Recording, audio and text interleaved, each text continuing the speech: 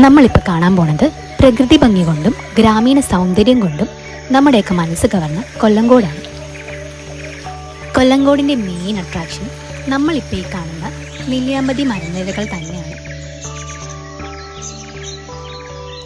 അതിനിടയിലായിട്ട് കാണുന്ന കുഞ്ഞരുവികളും വെള്ളച്ചാട്ടങ്ങളും ഓലമേഞ്ഞ പുരകളും പച്ചവിരിച്ച നെൽപ്പാടങ്ങളും എല്ലാം തന്നെ പണ്ട് ഏതോ സിനിമയിൽ കണ്ടു മറന്ന ഒരു തനി നാടൻ കേരള ഗ്രാമത്തിനെ ഓർമ്മിപ്പിക്കുന്നു.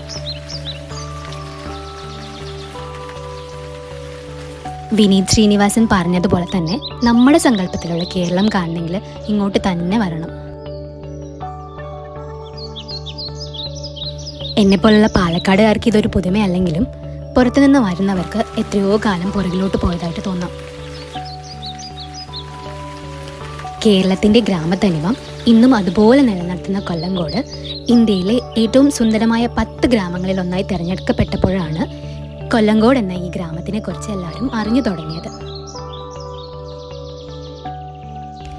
അതിനുശേഷം ഇങ്ങോട്ട് സഞ്ചാരികളുടെ ഒഴുക്കായിരുന്നു.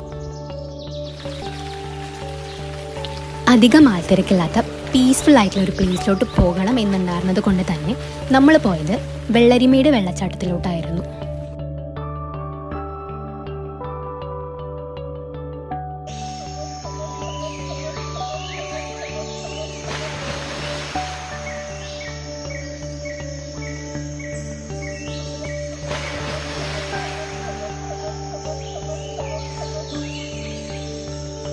മഴ അധികമില്ലാത്ത ടൈം ആയിരുന്നത് കൊണ്ട് തന്നെ വെള്ളം കുറവായിരുന്നു.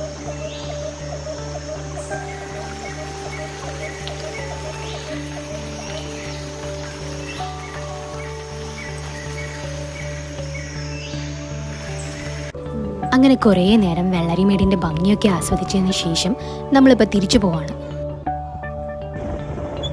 സീതാർഗോണ്ട് എക്കോ പോയിന്റിൽ കൂടെ പോകണം എന്നുണ്ടായിരുന്നു.